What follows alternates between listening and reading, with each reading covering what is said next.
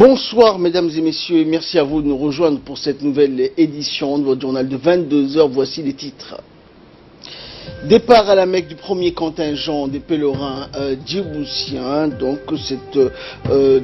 ce départ donc a vu 176 pèlerins djiboutiens se rendre vers Médine. Et l'Union européenne défie Donald Trump après le retour des sanctions contre l'Iran. Merci à vous de nous rejoindre sur Télé Djibouti. Une première vague de 176 pèlerins djiboutiens s'est envolée ce matin de l'aéroport international d'Ambouli vers la ville de Médine en Arabie Saoudite pour accomplir le 5e pilier de l'islam. Au total, quelques 1500 pèlerins djiboutiens sont appelés à effectuer cette année leur pèlerinage sur les lieux saints de l'islam, en l'occurrence la Mecque et Médine. Et le ministère des Affaires musulmanes, de la Culture et des Biens Waqf, en collaboration avec les autorités aéroportuaires, a mis en œuvre les conditions donc propices au confort des pèlerins partout où ils se rendront afin d'accomplir leurs devoirs religieux. L'horaire et la date ont été respectés, prouvent qu'il y a une bonne coordination au niveau des deux parties, aussi bien au niveau d'Air Djibouti que du ministère des Affaires musulmanes, de la Culture et des Waqf, et surtout son Excellence M. Mohamed Hassan Barre qui a fait un excellent travail, avec une planification détaillée, avec une coordination exacte et un esprit d'ouverture, aussi bien qu'avec la collaboration du directeur général de Djibouti, qui ont tout fait pour la réussite de ce pèlerinage 2018. Actuellement, les vols vont se répartir sur 3 jours. Sur 3 jours, à chaque jour, on va déplacer 534 pèlerins qui, tout au long de la journée, vont être accueillis à Médina par une équipe dynamique qui ont mis en place un programme d'hébergement et de restauration ainsi que prière au niveau de la mosquée de Sallallahu alayhi wa sallam au niveau de Médina, et qui ont tout préparé. Et je souhaite à tous les pèlerins qui partent aujourd'hui et qui partiront les jours à venir un Hajj Mabrouk, et que Dieu leur enlève tous les péchés.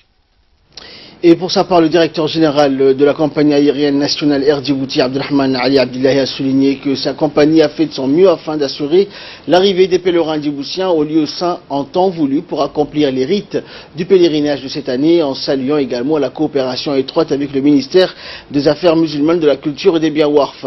Il a expliqué qu'environ 176 pèlerins ont voyagé à bord du premier vol qui a quitté la capitale ce matin en direction de la ville sainte Médine, tandis que les deuxième et troisième contingents partiront ce soir entre 20h et 22h. Le directeur général a saisi cette occasion pour remercier le ministère donc pour ses efforts et la gestion de la saison du pèlerinage pour cette année 2018. Et dans une interview qu'il nous a accordée, donc, le ministre des Affaires musulmanes, de la Culture et des Biens Waqf par intérim, Younis Ali Guedi, a exprimé ses félicitations au directeur de la compagnie aérienne nationale Air Djibouti, Abdelrahman Ali, pour les efforts inlassables déployés afin de prendre en compte les dates de transport des pèlerins djiboutiens vers les lieux saints pour accomplir leur pèlerinage dans les meilleures conditions. Younis Ali Guedi a déclaré que le département des Affaires musulmanes n'a ménagé aucun effort pour permettre aux pèlerins djiboutiens d'effectuer le Hajj pour cette année 2018. Il a souligné que les pèlerins vont rester à Médine pendant 2 jours et visiter donc la mosquée de notre bien-aimé prophète Mohammed, paix et salut de Dieu soit sur lui, et les lieux historiques de la ville avant de se diriger vers la Mecque pour se consacrer à la préparation des rites du pèlerinage. Également dans l'actualité, face à la recrudescence de plaintes et de vols d'appareils électroniques et d'objets de valeur, la Direction générale de la police nationale a mis en place une nouvelle unité dédiée à lutter contre ces infractions. Ces hommes de cette unité donc spéciale mènent des enquêtes sur tous les sites identifiés comme étant des points de vente ou de recel privilégiés par les malfrats. Au cours d'une opération d'envergure, 12 jeunes individus ont été interpellés alors qu'ils tentaient de revendre, citant entre autres des téléphones portables, des ordinateurs portables, des appareils photo numériques, des tablettes et des bijoux de valeur, ainsi que des motos et des meubles de maison et également des écrans plats. Plusieurs opérations effectuées par cette nouvelle unité ont permis donc de récupérer plus d'une centaine d'appareils électroniques dérobés par des individus peu recommandables. Cette unité spéciale installée dans les locaux de la brigade d'enquête et des délégations judiciaires est chargée d'enquêter sur tous les vols d'appareils électroniques perpétrés dans la capitale ou dans la banlieue de Balbala. Une unité spéciale chargée de mener des enquêtes approfondies sur le terrain pour mettre un coup d'arrêt à ce phénomène et traduire devant la justice les auteurs de ce vol. Ces opérations qui ont été ordonnées par la hiérarchie de la police nationale et menées sur le terrain par les enquêteurs de la brigade des enquêtes et des délégations judiciaires ont donné leurs fruits. Nous avons interpellé aujourd'hui au total 11 voleurs qui seront traduits devant la justice aujourd'hui même, les 12e se trouvant actuellement à l'hôpital pour des soins suite à un accident qu'il a fait avec une des motos volées par lui et ses acolytes. Au total, nous avons saisi 4 motos dont une accidentée, 3 téléviseurs, écrans plats qui ont été volés par les malfrats, 4 ordinateurs portables, 3 tablettes, plusieurs téléphones portables, une chambre à coucher complète qui a été volée par les voleurs et qui était en instance de recel sur la place. Et en cette période estivale, bien de nos compatriotes de la capitale fuient la chaleur. Certains passent même l'été à Ali Sabieh en raison de la proximité, mais aussi du climat favorable. Ali Sabieh fait partie donc des régions au climat les plus doux dans le pays, situé au sud du pays, à 90 km de la capitale. Rappelons que ces vacanciers génèrent des revenus importants aux ménages Assadio qui louent donc leur maison. Cela augmente les revenus des boutiques du marché. Nous avons donc également interviewé ces familles qui sont venues passer donc pour la première fois l'été dans la région d'Ali Sabieh. Des jeunes donc figurent parmi ces vacanciers et ils sont donc venus à Ali Sabieh pour profiter de la fraîcheur, du climat doux et du bon climat également de la ville Assadio.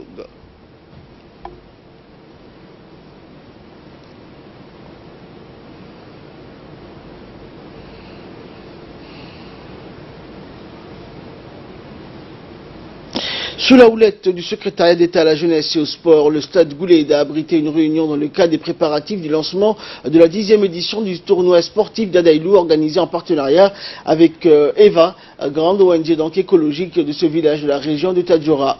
Dans sa 10e édition, comme les précédentes, le tournoi EVA met en lice 5 équipes de football, 5 de handball, des sélections d'athlètes et pour chacune des 5 régions de l'intérieur.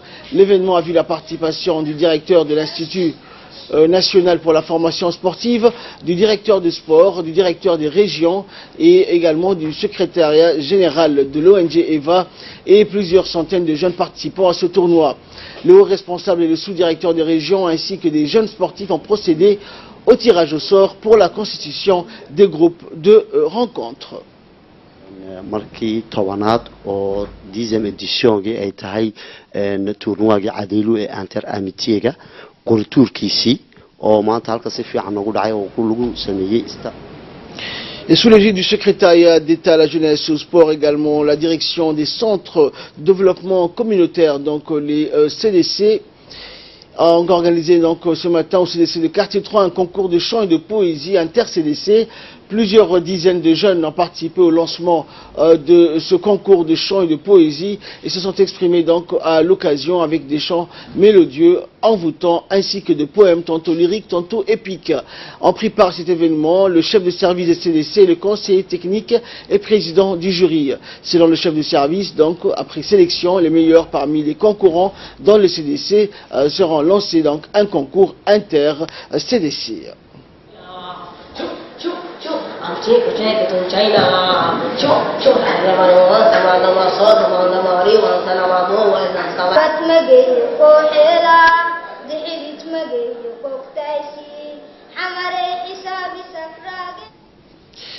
La sélection des jeunes footballeurs djiboutiens de moins de 17 ans dénommés U17 s'est envolée hier après-midi à destination de Dar es Salaam, la capitale tanzanienne, pour participer donc au tournoi CECAFA 2018 au Conseil des fédérations de football d'Afrique de l'Est, centrale et australe qui se déroule dans la capitale Dar es Salaam. Le tournoi CECAFA se déroulera du 7 au 28 août prochain et notre équipe U17 disputera les équipes donc avec les équipes nationales de l'Afrique de l'Est, centrale et australe.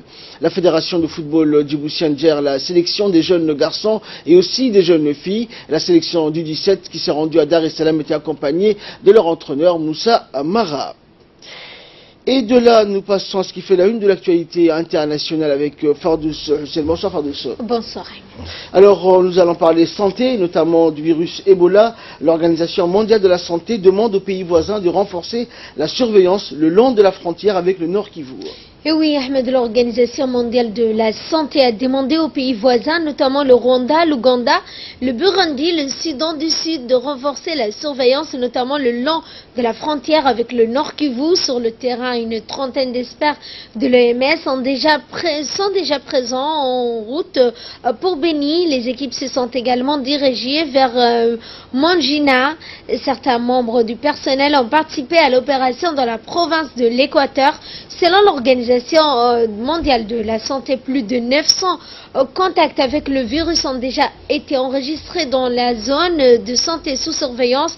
4 nouveaux cas de décès parmi les cas confirmés de la fièvre hémorragique à virus Ebola ont été enregistrés hier. À noter que le directeur général de l'OMS, Tedros, est attendu demain en RDC. Et l'Union européenne défie Donald Trump après le retour des sanctions contre l'Iran. Oui, après une première salve de sanctions réimposées par les États-Unis à l'Iran, l'Union européenne fait tout pour protéger les entreprises européennes présentes dans la République islamique. Une loi de blocage est entrée en vigueur le même jour pour protéger les entreprises européennes présentes dans le pays. Elle avait été adoptée par Bruxelles en 1996 pour contourner les sanctions américaines contre Cuba, la Libye et l'Iran, mais n'avait jamais été appliquée. La première vague de sanctions américaines qui vient de prendre effet comprend le blocage sur les sanctions financières et les importations de matières premières ainsi que des mesures pénalisantes sur les achats dans les secteurs automobiles, l'aviation commerciale. Il sera suivi en novembre d'autres mesures affectant le secteur pétrolier et gazier ainsi que la Banque centrale. Et direction l'Indonésie, Fardous, séisme à Lombok notamment, l'aide se fait attendre dans certaines zones. Et oui, Ahmed, plus de 70 000 personnes se retrouvent sans domicile et dorment dans des abris de fortune, manquant de nourriture, d'eau potable, de médicaments 3 jours après le séisme meurtrier sur l'île indonésienne de Lombok, ont indiqué aujourd'hui les autorités. En plus des 236 morts, 236 personnes ont été sérieusement blessées par le séisme de dimanche et des dizaines de milliers de maisons ont été endommagées, ont indiqué les autorités qui ont fait état d'un manque de personnel médical et de produits de base. Et nous allons rester en Asie du Sud-Est. Un puissant typhon se dirige vers l'est du Japon. Et oui, Ahmed, un puissant typhon qui est attendu aujourd'hui, ce soir, dans l'est du Japon, charriant de très fortes pluies, des vents violents qui risquent de grandement perturber les transports dans la région de Tokyo. Son passage risque de causer un retard de surpression des trains aux heures de pointe. Dès demain, le Japon a subi chaque année le passage de typhons parfois meurtriers, mais cette année, le passage de ces perturbations s'inscrit dans un contexte exceptionnel. Il y a tout juste un mois, des pluies records dans le sud-ouest ont provoqué des inondations, des coulées de boue monstrueuses qui ont coûté la vie à plus de 220 personnes. Et hormis Donald Trump, enfin Fardous, une autre crise frappe également l'Europe. Il s'agit de la crise des migrants et l'Espagne qui devient la nouvelle terre d'asile de ces migrants. En effet, c'est dans le port d'Algeciras, dans le sud de l'Espagne, que le navire de l'ONG Proactiva Open Arms doit arriver sans doute demain. À bord de ce bateau, 87 migrants, pour la plupart des Soudanais originaires de la région du Darfour, qui ont passé une cinquantaine d'heures sans eau sur un canot pneumatique sous l'impulsion de son nouveau Premier ministre de l'Intérieur, Matteo Salvini. L'Italie a refusé, comme pour l'Aquarius auparavant, que ce bateau accose sur son territoire. L'Espagne est donc devenue la principale porte d'entrée pour les demandeurs d'asile qui traversent la Méditerranée. Mais cette situation qui divise la population, les gardes-côtes espagnols ont secouru hier plus de 450 migrants qui tentaient de gagner l'Espagne depuis le Maroc. Au total, ce sont plus de 23 000 migrants qui ont effectué cette traversée depuis depuis le 1er janvier, soit davantage que durant toute l'année dernière, selon le dernier bilan de l'Organisation internationale pour les migrations. Merci Fardous, merci également à vous de nous avoir suivis. Merci encore une fois pour votre très aimable fidélité. Excellente soirée sur Télé Djibouti.